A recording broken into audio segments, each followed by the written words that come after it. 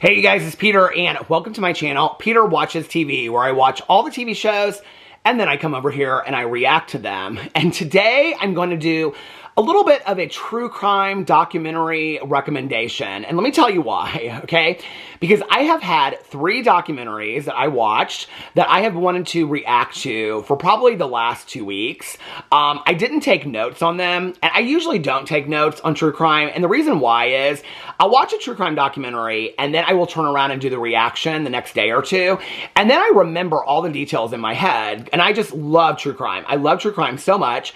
I have watched so many true crime documentaries. I have a list on my phone of all the true crime documentaries that I have watched in the last several years, and I have 161 on this list. And so people have been asking me what I thought about the Bakersfield 3. And so I watched the Bakersfield 3. I actually watched it. I have the date. I keep the date too when I watched it. I watched it on May 12th. And I have been wanting to do a reaction to it for so long, but I wanted to do an adequate reaction to it. And so I was like, if I go in now and I do a reaction to the Bakersfield 3, I remember what it was about. I remember the mothers in it and all that kind of stuff, but I don't really remember all the details about it, the names and things like that. So I would probably have to go watch it again or research it, and then it would just seem phony. So I don't want to do that. So I wanted to come in here and I wanted to give you guys a recommendation of the last 3 documentaries, true crime documentaries that I watched, because they were so fantastic. And then going forward, because I love doing true crime reactions over here on this channel. Going forward, after every true crime documentary that I watch, I will turn around immediately the next day or two and I will do a reaction to it. So for example, on my list right now is the Tylenol Murders on Netflix, which I plan to watch in the next 3 to 4 days. So when I watch that, I will turn around and do my reaction to it. I also have on my list The Mortician on HBO Max, which I believe is 3 or 4 parts, and they're releasing it once a week. So when it's all out, I will watch it all, and then I will come over here and I will react to it. One of the other things I've been thinking about doing over here is making a list of my top 5 or 10 favorite, I think 5 maybe, true crime documentaries that most people would never think about. Because I have watched so many true crime documentaries, so many true crime documentary series, which I don't even put on this list. So if you guys would like me to make that list, or if you have specific lists that you would like me to make, I can make lists of, my top 5 serial killer documentaries, my top 5 this kind of documentary on true crime. Whatever you guys, if you want me to make those lists, I could do those. I think whenever I go, and I look up a lot of these lists to see if there's ones that I've missed, the same ones always come up. The Staircase, which was fantastic. The Keepers, which was fantastic. The Making of a Murderer, absolutely loved all the seasons of that. All the same ones kind of keep on coming up. And people will say, have you seen this and have you seen that? I'm like, I think so. Sometimes I'm like, will people reach out to me and say, did you see this one? I'm like, I think I watched that 4 years ago. I can tell you, other than the 3 that I'm going to talk about today, I can tell you the last, the last ones that I watched in the last 6 months. Bad Influence, Body in the Snow, The Trial of Karen Reed, Con Mom, Murder Under the Friday Night Lights, Devil and the Family, Scamanda, Finding Andrea, An Update on Our Family, Fox Hollow Farms. Maybe we should go to the very beginning ones. I try to just, in my head, The Keepers is number 1 on here, just try to remember the ones that I had, could remember that I saw. The Keepers, Making a Murderer 1 and 2, The Staircase, American Nightmare, They Called Them Mostly Harmless, Goodnight Sugar Babe, which is on YouTube, and it's one of the most See, this is where I need to do the list of ones that you guys probably have never heard of, because I'm sure most of you have never heard of Goodnight Sugar Babe with Sherry. It is one of the most fantastically done, most amateurish, it feels like a film class, true crime, but it's a very, very important story, and it's on YouTube. You can watch it. It's called Goodnight Sugar Babe. So, see, that would be where I and there's another one about Pazuzu, the guy that was, anyway, there's a lot on here that probably you guys have never heard of, because I hadn't heard of them until I, scoured the internet for all these different lists. But today I want to talk about 3 recommendations that I would give you, and the first one is on Netflix, and it's Oklahoma City Bombing, American Terror. So I'm going to go in here really quick. I'm just going to give a little quick response to each of these. I'm not going to get into anything deep about any of these true crime documentaries today. I just want to give you guys 3 documentaries that you should absolutely watch because they're so fantastically done. So The Oklahoma City bombing, American Terror, is on Netflix, and I believe it came out in April. This gripping documentary revisits the shocking 1995 bombing of an Oklahoma City federal building, the deadliest act of domestic terrorism in U.S. history. And when I watched this, I'll be honest with you, so I got sober in 1994, December 17th of 1994. So 1995 was my first year sober.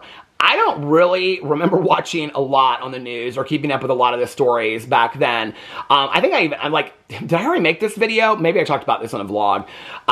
If you don't know, I vlog every day on my channel, Peter Vlogs. But anyway, so I don't really, I mean, I remember the Oklahoma City bombing happening, but I don't remember seeing all the news footage of it and stuff. So when I watched it, I just was blown away by how well it was done. To me, it's very similar. I mean, obviously, it's about a terrorist attack, but it's very similar to me of Caught in the Storm that was on Netflix about the tornado. It's very similar because they do interviews with a lot of people that were involved that day. They have FBI agents, they have police that were on the ground, they have doctors that they interview. The interviews with this one doctor are just, they're still hard to watch all these years. I mean, it's hard for him to talk about it all these years later. They interview a mother whose child was lost in the nursery, in the building, and they go in, and it's so fantastically done that they wind it so tight that you know everything about how, anyway, go in and watch Oklahoma City Bombing, American Nightmare on Netflix. It's probably one of the best true crime documentaries I've ever seen. And if you want to know anything about that, and this is the other thing I did not know, is that I did not know the connection to Waco. I had no clue about the connection to Waco and the anniversary of Waco, and they go in and they explain all that. There was a lot in watching this documentary that I did not know about at all. It's very, very intriguing, and I would highly, highly, highly recommend this documentary. And not just from an educational point of view. I think it's always really important in any kind of true crime that there was homage paid to the victims and the families of the victims and those people that worked really hard in solving the cases and things like that, but primarily the victims. And I think that this documentary does a fantastic job on it, not just from an educational point of view, but really humanizing the story and not making it about necessarily about the terrorist, but about making it about the people that were affected. And I think that's what makes this and done in such a beautiful way. It's such a horrible story, but they tell it in such, I think, an honorable way. So I would definitely go watch Oklahoma City Bombing, and I finished that on April 27th. The next one I watched was Southern Fried Lies, and I believe it's on HBO Max. Hold on, I have it pulled up right here, the screenshot of what it's about. So, Southern Fried Lies is on, oh, it says it's on Hulu. I guess I watched it on Hulu. And I think it's 3 parts. And it says, an Arkansas realtor sets her daughter up with the richest guy in town, but when he mysteriously dies, she's accused of stealing his fortune. Additional deaths and a web of lies ensnare the rural community, leaving a family destroyed. And let me just show you who the woman is. I think her name's Donna. And this is the woman who it's mostly about. And she's a realtor that sets her daughter up with this guy that dies under mysterious circumstances. I did not really know what to expect, okay? People had recommended this documentary to me. This documentary is like Southern Gothic mystery wound with like small town gossip.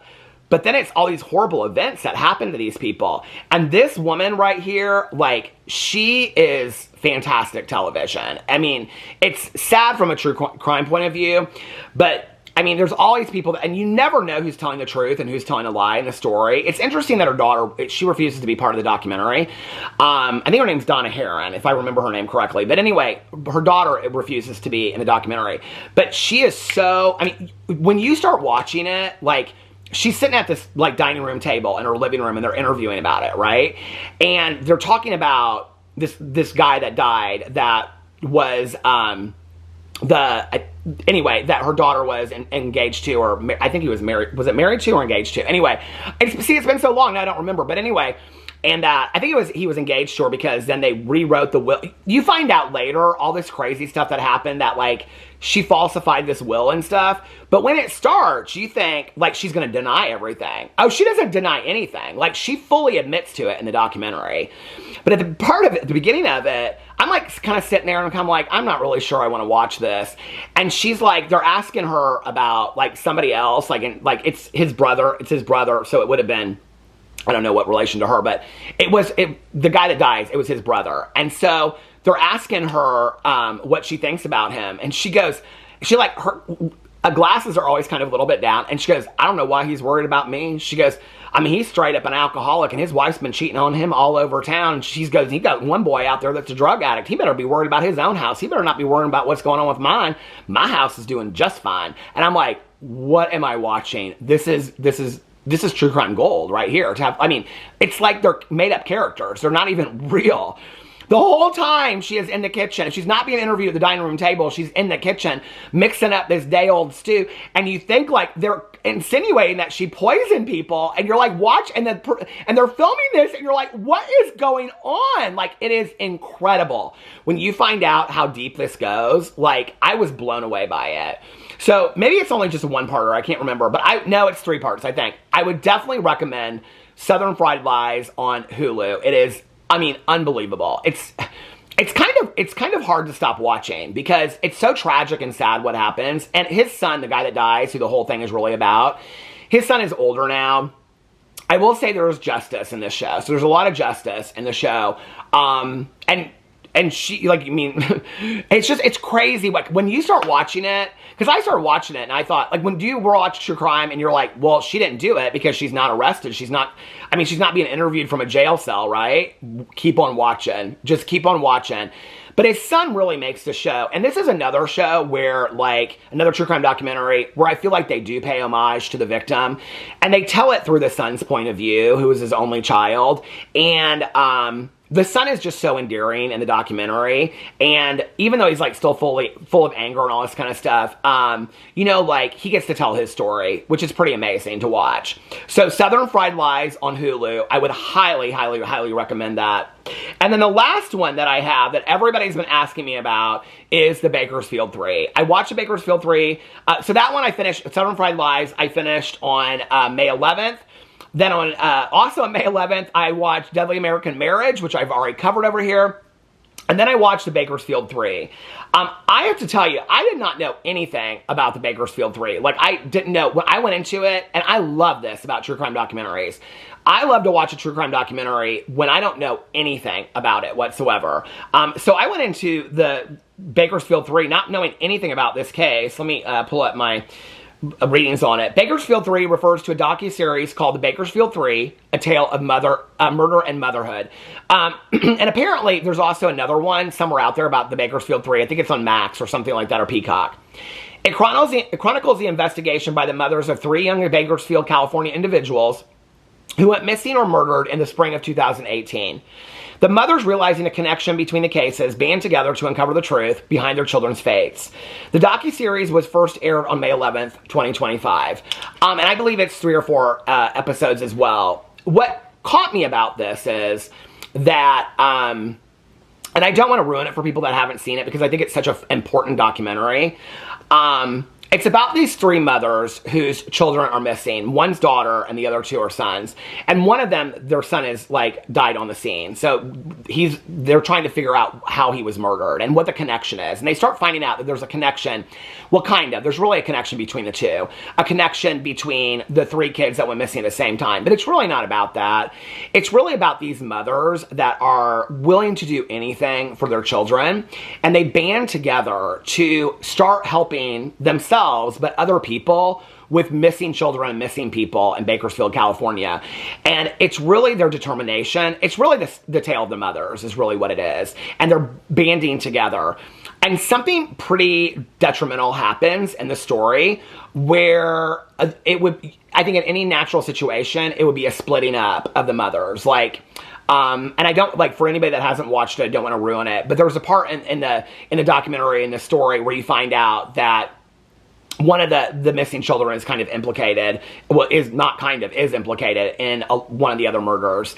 And so when you're watching it, you're like, how are they going to handle it? And there is some space that is taken in between there, but they come back together. I don't want to ruin this for anybody, but I will tell you this. When you're done watching it, if you have a connection to the mothers that I had, please look up and Google what happened to the mothers, because one of the mothers has since passed away. And the other two mothers are still carrying on her journey. And to see what they're doing still today is amazing. But it is about the story. I mean, the background is the story of what happened to their missing children and missing and murdered children and trying to find out what the truth is. But the other side of the story is really the bonding of these women. And it's extraordinary. I mean, it's just absolutely extraordinary. And they talk about getting together and eating at the end and stuff like that. It's another really well documentary. I've watched so many documentaries through the years that there are some that I think are really well done. This was another one that I thought really paid homage to the victims and especially their families, and I thought was done in a way that, as a true crime enthusiast, makes you interested in the case. And there were so many things about kind of how the police department worked in Bakersfield, and I didn't realize that Bakersfield is one of the leading, I think in California, it's the #1 city for like missing people or something like that. It's crazy statistics. But that they honor the victims in it, but they also honor the families of it while still telling the story of what happened. And so for a true crime enthusiast, you're interested in the mystery and finding out like what really happened on the case. But at the same time, it's to the backdrop of this family and these families and their mothers. And it's just fantastically done. So those are 3 documentaries that I would highly recommend to watch right now. Going forward, any true crime documentary that I watch, I will be turning around and covering it in the next day or 2. I love you guys. Please leave any true crime recommendations in the comment section below. I'm open to watching anything. I love you guys, and I will see you in my next video. Bye.